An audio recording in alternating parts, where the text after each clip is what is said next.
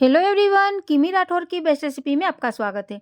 दोस्तों, पीनट की चटनी तो आप लोगों ने कई तरीके से बनाकर खाई होगी, बट एक बार हमारी रेसिपी को भी ज़रूर ट्राई कीजिएगा, ये आप लोगों को भी बहुत पसंद आएगी। आज की रेसिपी में हम आप लोगों के लिए लेके आए हैं बहुत ही आसान तरीके से बनी पीनट की टेस्टी चटनी की रेसिपी।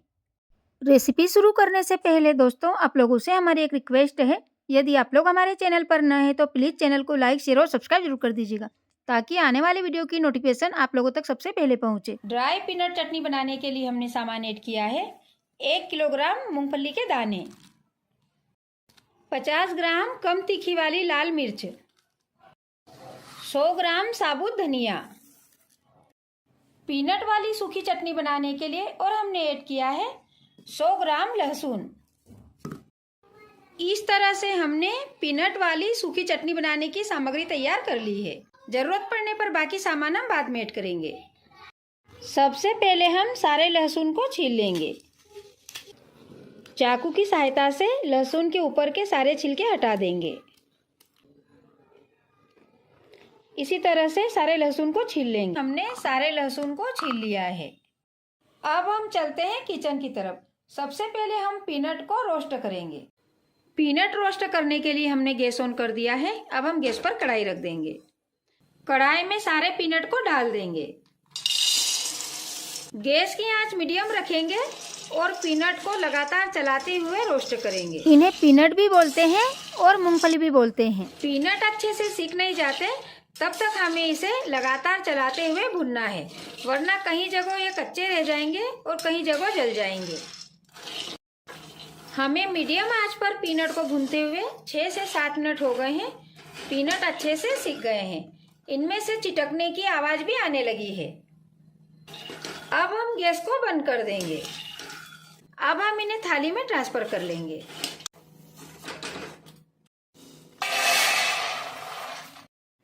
जब तक पीनट पूरी तरह से ठंडे नहीं हो जाते, हम इन्हें इसी तरह से थाली में छोड़ देंगे। पीनट ठंडे हो रहे हैं, तब तक हम चलते हैं नेक्स्ट प्रोसेस की ओर। लाल मिर्च, धनिया और लहसुन को भी कढ़ाई में रोस्ट कर लेंगे। कढ़ाई में थोड़ा ऑयल डाल देंगे। सबसे पहले हम साबुत लाल मिर्च को रोस्ट करेंगे। गैस की आंच धीमी रखेंगे और मिर्च को लगातार चलाते हुए भून लेंगे।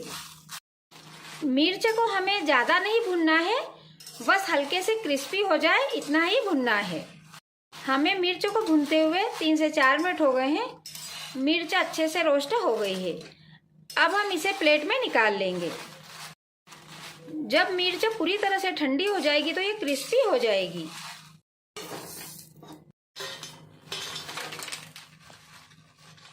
कढ़ाई में फिर से थोड़ा ऑयल डाल देंगे। अब हम इसमें धनिया डाल देंगे। धनिया को भी लगातार चलाते हुए रोस्ट कर लेंगे। हमें धीमी आंच पर धनिया को भूनते हुए 3 से 4 मिनट हो गए हैं। धनिया अच्छे से सिक गए हैं। इनका कलर भी चेंज हो गया है और इनसे खुशबू भी अच्छे से आने लगी है। अब हम गैस को बंद कर देंगे और इन्हें प्लेट में निकाल लेंगे।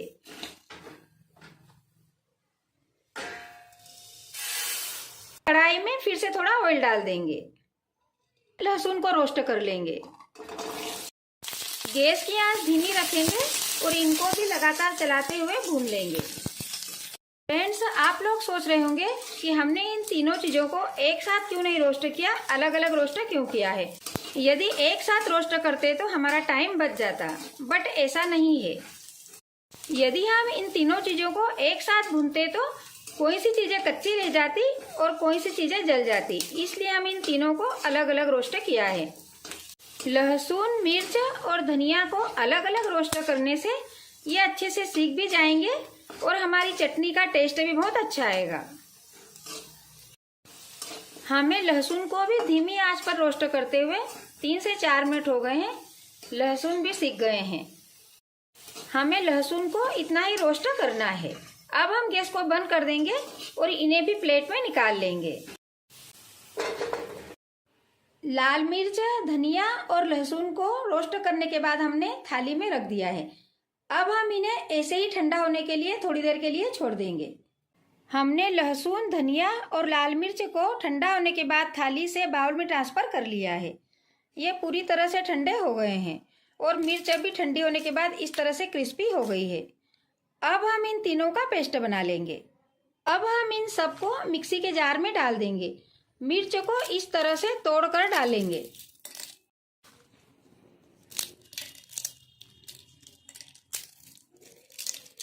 हमने सारी मिर्च को मिक्सी के जार में डाल दिया है। यदि हम जार में साबुत मिर्च डालते तो मिर्च ठीक से पिसा नहीं पाती और सारी चीज़ें जार में नहीं आ पाती, इसलिए हमने मिर्च को तोड़कर इसमें ऐड किया है।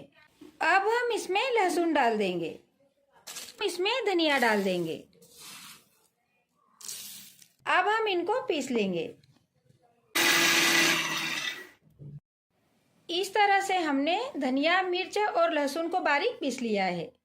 बाउल में ट्रांसफर कर लेंगे। हमने पीनट वाली सूखी चटनी बनाने के लिए मूंगफली के दाने रोस्ट किए थे। ये पूरी तरह से ठंडे हो गए हैं। अब हम इनको हाथ से इस तरह से मसलकर इनके सारे छिलके निकाल देंगे। इस तरह से हमने सारे पीनट को अच्छे से साफ कर लिया है और इनके सारे छिलके अलग कर दिए हैं। अब हम पीनट को भी मिक्सी में ग्राइंड कर लेंगे। हम पीनट पाउडर बनाने के लिए मिक्सी का वही सेम जार ले रहे हैं जिसमें हमने अभी मसाले पीसे थे। पीनट को मिक्सी के जार में ऐड कर देंगे। पीनट को मिक्सी के जार में एक बार में नहीं पीसेंगे, 2 बार में थोड़े थोड़े पीनट को पीसेंगे।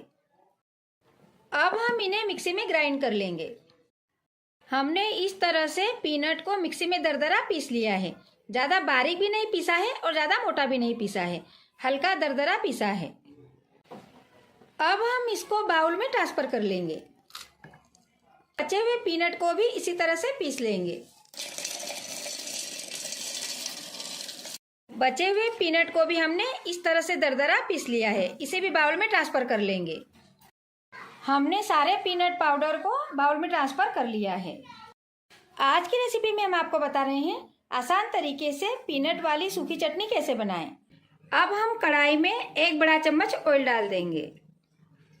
पीनट चटनी बनाने के लिए ऑयल आप लोग अपने हिसाब से भी थोड़ा बहुत कम ज़्यादा ऐड कर सकते हो। ऑयल हल्का गर्म हो गया है। अब हम गैस की आंच धीमी कर देंगे। कढ़ाई में बाकी मसाले डाल देंगे। 1 टीस्पून मोटी सौंफ, 1 टीस्पून जीरा, 1/4 चम्मच हींग पाउडर। अब हम इसमें पिसे हुए मसाले डाल देंगे। मसाले को अच्छे से मिला देंगे।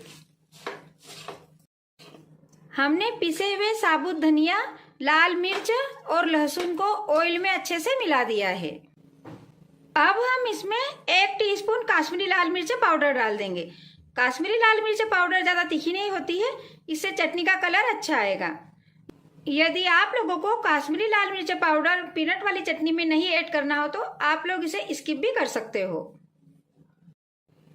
1 टीस्पून हल्दी पाउडर, अपने स्वाद अनुसार नमक। हम पीनट वाली चटनी बनाने के लिए 2 टीस्पून नमक ऐड कर रहे हैं।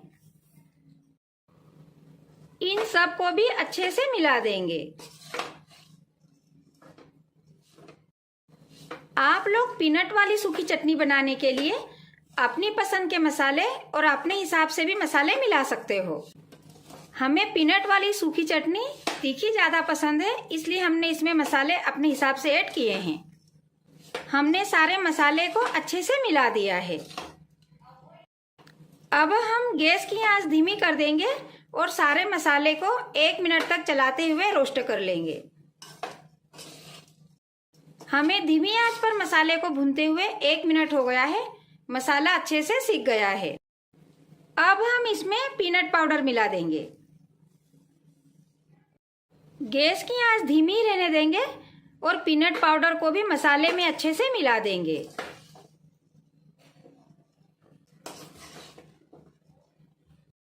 हमने पीनट को भी मसाले में अच्छे से मिला दिया है। पीनट वाली चटनी बन गई है। अब हम गैस को बंद कर देंगे। अब हम चटनी को पूरी तरह से ठंडी होने तक ऐसे ही कढ़ाई में छोड़ देंगे। पीनट की चटनी को पूरी तरह से ठंडा होने के बाद हमने इसे बाउल में ट्रांसफ़र कर लिया है। पीनट की चटनी देखने में जितनी डिलीशियस लग रही है, खाने में भी उतनी टेस्टी लगेगी। आप लोग इस तरह से पीनट की चटनी बनाकर पूरी, पराठे, चपाती और दाल चावल के साथ भी खा सकते हो। आप लोग इस तरह से पीनट की सूखी चटनी बनाकर कंटेनर में भरकर फ्रिज में स्टोर करके रख सकते हो और इसका यूज़ खाने में 3 से 4 मंथ तक कर सकते हो, ये खराब नहीं होगी।